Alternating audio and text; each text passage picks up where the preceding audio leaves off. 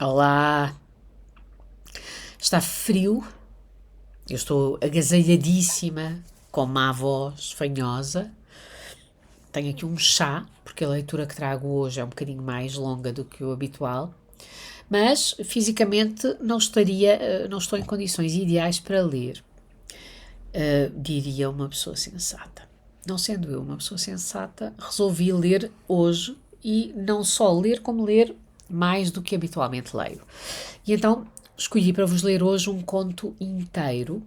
O conto não é muito longo, mas são uns 18 minutos, 17, 18 minutos de leitura. Pensei que poderia, uma vez que ele está dividido em três partes, pensei que poderia fazer três leituras. Depois achei que perdia parte da força, e tenho a certeza absoluta de que perde parte da força se eu fizer uma sequência de três partes. Portanto, vou lê-lo de seguida, não nas melhores condições, mas poder dar a conhecer aquele que, na língua portuguesa e de um escritor contemporâneo, é o conto que mais me arrepiou, que mais me fez questionar uma série de coisas. Poder ler, poder dar a alguém que não conhece este conto, e a maior parte das pessoas que me seguem de certeza que não o conhecem, a maior parte das pessoas em Portugal, aliás, apesar, no mundo, também no Brasil, porque há pouquíssimos leitores deste escritor, mesmo que haja alguns milhares, e não há, em Portugal não há. Isto agora parece já um bocadinho maluco, mas não. O prazer de dar a conhecer um conto desta qualidade, com esta inteligência, com esta originalidade, com esta violência, é o que me traz aqui, num dia frio, com a noite a cair e um chá por perto, não vá a voz falhar. O Sérgio Santana morreu não há muitos anos, um prosador magnífico. Publicámos na Cotovia muitos contos dele. Este conto que eu vou ler hoje está neste volume, O Voo da Madrugada, que tem muitos contos e todos eles extraordinários, claro. E o conto que eu escolhi, esse tal que é o conto mais perturbador que eu li em língua portuguesa, escrito por um autor contemporâneo, tem no próprio título uma interrogação. E o título é Um Conto Nefando?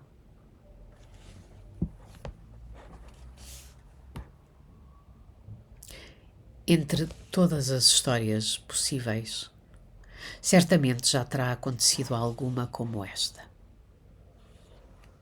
Um rapaz de 17 anos, viciado em drogas, já chegou a roubar e prostituir-se para comprá-las. E com pretensões ramboldianas, a poeta maldito tem um ciúme doentio da mãe, divorciada, principalmente de um caso que ele desconfia que ela mantém com um homem muito mais jovem.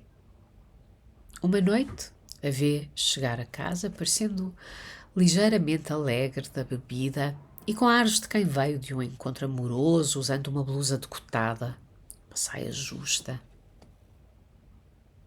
Enquanto ela se despe no seu quarto, ele ali entra abruptamente, vestido apenas com uma bermuda, e observa o sutiã vermelho e a calcinha preta que ela usa.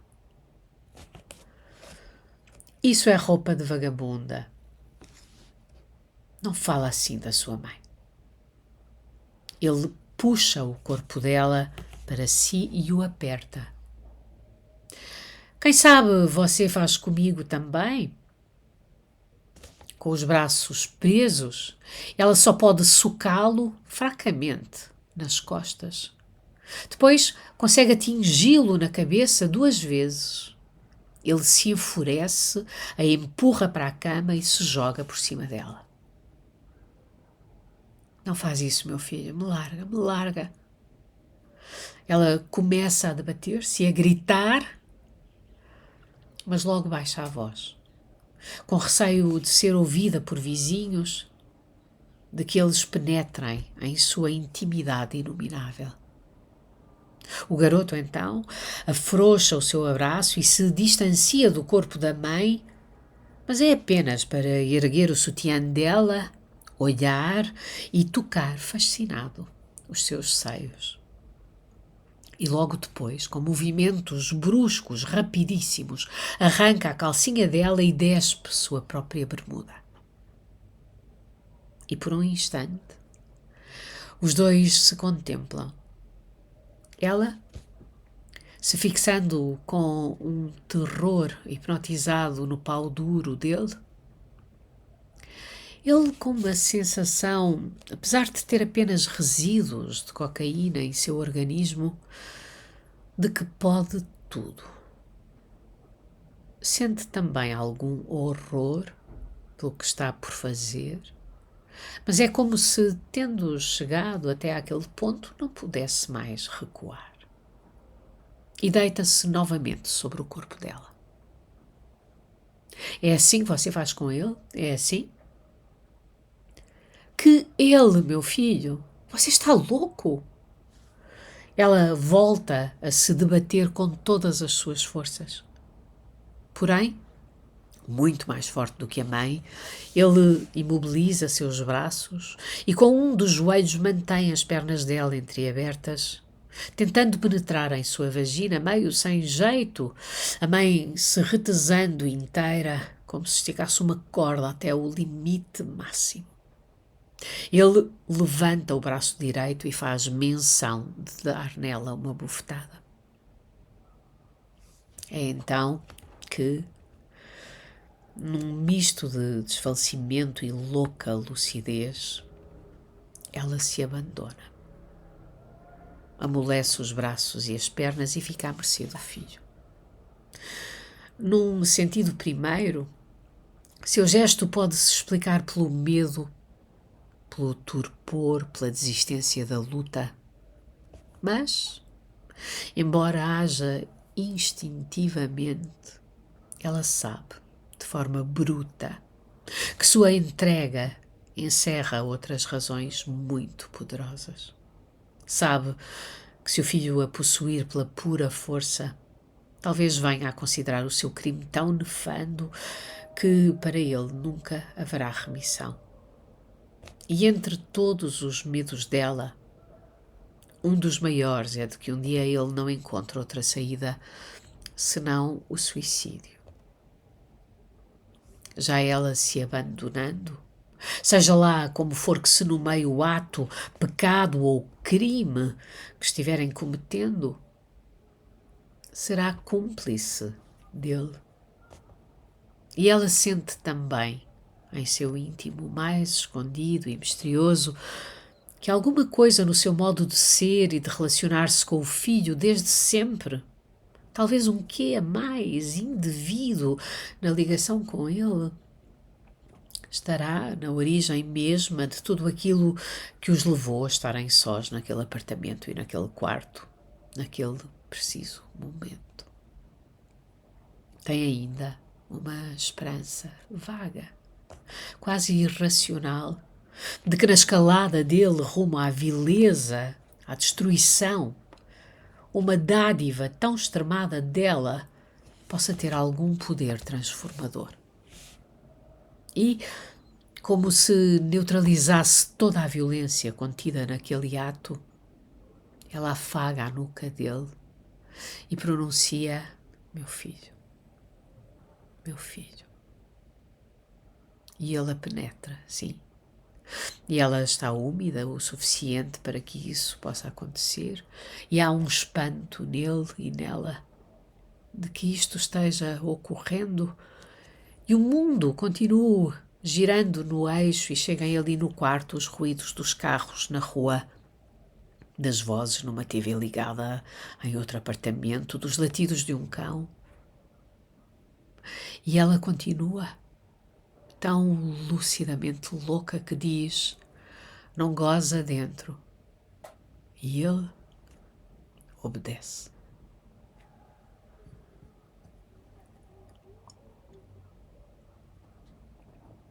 Ele, tornando a vestir a bermuda, quase tropeçando nas pernas. Ele havia escapulido para o seu quarto e bater à porta, mas sem trancá-la, o que talvez indicasse uma expectativa da qual ainda não se dava conta. Do que ele se dava conta era de um desejo de lidar com uma parte sua mais tenebrosa. Ele se vê afogando-se num pântano enovelado por répteis viscosos. Se ainda tivesse cocaína, a teria consumido e isso o levaria a uma trilha conhecida que talvez conciliasse o seu tumulto interno. De um lado, sente muita vergonha, medo e até repulsa pelo que acabou de fazer. Mas em contrapartida há, em sua mente turbulenta, um desejo mesmo de trevas, uma exaltação e desafio por ter empurrado o seu fascínio ambíguo e obcecado pela mãe para além de todos os limites e convenções, e uma espécie de encantamento por ela, sem dúvida, se ter entregado. E ele não apenas se sente como tendo sobrepujado os eventuais amantes dela, principalmente o mais jovem, como também se considera digno do desregrado poeta que tanto admira, Rimbaud. Na verdade, um dos poucos que conhece e que secretamente lhe serve de modelo. E, como se a poesia redimisse tudo, como se ela pudesse, inclusive, substituir a droga e ser literalmente aplicada ao corpo, ele empunha uma caneta esferográfica que está sobre sua mesinha de cabeceira e, deitado na cama, risca no braço esquerdo, nervosamente, como quem se pica, as seguintes palavras, em que mais uma vez recorre à imagem do pântano. Poeta, deuses, pecado. Anjo, pântano, vermes, caranguejo, flores, pássaros noturnos, lírios, vagalumes. De modo que, no dia seguinte, talvez elas lhe sirvam de base e inspiração para escrever um texto ou um poema. Palavras com as quais quer mais ou menos significar que um poeta comete um pecado tão desafiador aos deuses que eles o afundam num pântano onde seu corpo é devorado por vermes e caranguejos, mas de sua podridão nascerão flores e durante as noites ele ali paira como um anjo cujas asas são pétalas e tem a fronte cingida por uma coroa de lírios e ao seu redor, como que formando uma veste, voam vagalumes ao som de um coro de pássaros noturnos, tão negros que se confundem com a escuridão. Ele então pousa a caneta sobre a mesinha de cabeceira e, fatigado, cerra os olhos.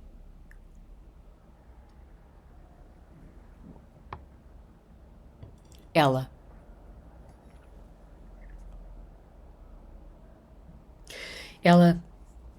havia entrado tão silenciosamente no quarto do filho que quando ele reabriu os olhos e deparou com a mãe vestida com um peignoir negro, ela parecia uma visão. Sentando-se na cama, segurou a mão dele. Vamos nos esquecer de tudo, está bom? Vê se pode me desculpar, mãe. Ele aperta a mão dela. A gente esquece e ninguém mais precisa saber. Tá, mãe.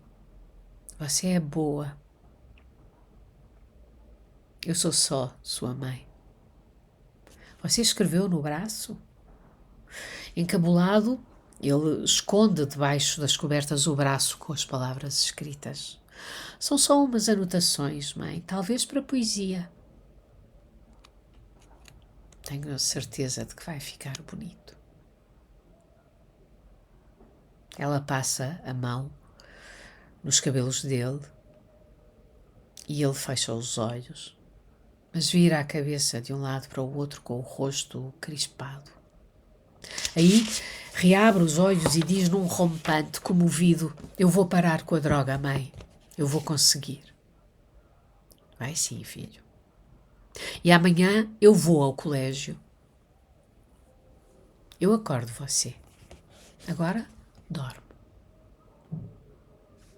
Ele torna a fechar os olhos e ela estende a mão acima do rosto dele, sem tocá-lo, desejando ter poderes mágicos que o tranquilizassem. E logo não há dúvidas de que ele dorme, seu rosto desanuvia-se e ele parece um menino mais novo. Os olhos dela brilham com as lágrimas que vinha tentando segurar. Deus, ela diz, muda, mas claramente. Se por acaso você existe, faça com que todo o peso e sofrimento pelo que aconteceu esta noite recaiam sobre mim.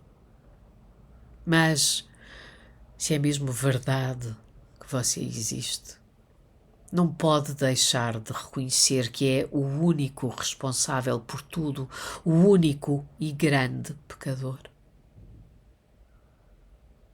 E de repente, ela percebe que o peso e sofrimento que chamou inteiros para si a levam a uma linha extrema, que é uma entrada para uma espécie de euforia desafiadora, e nisso, como se parece com o filho, que lhe assegura que, existindo ou não aquele a quem chamam Deus, tudo o que acontece é o que tem de acontecer, e o que se passou entre ela e o filho já terá ocorrido com outras e outros desde tempos ancestrais, muito mais próximos do início das coisas. E sua mente é atravessada pela figura de uma mulher selvagem agarrada com o filho numa caverna escura rodeada por um mundo cheio de feras e perigos, como é também, de outra forma, o mundo de agora, e que ela teve, sim, uma transa com o filho, mas e daí? Teria a vida de acabar por causa disso. E, embora aquilo não deva nem vá mais acontecer de jeito nenhum, caberá a ela fazer com que as coisas não se transformem num drama ou numa tragédia. E vai ver, elas tomarão mesmo um rumo melhor e o filho acabará parando com as drogas e com outras coisas horríveis que faz por causa delas. O filho virou-se para o lado e parece dormir profundamente. E ela se levanta e vai para o seu quarto, sabendo que no dia seguinte voltará àquele quarto, já vestida para o trabalho, e acordará o garoto para ele ir ao colégio, e antes de ele entrar no banho, ela lhe perguntará se prefere tomar leite com cereais, com café ou com Nescau. Poderá perguntar também se ele vai querer um ovo quente. Não. Um ovo, não. Pois raramente ele come um ovo no café da manhã e será preciso que nesse dia seguinte as coisas corram o mais corriqueiramente possível.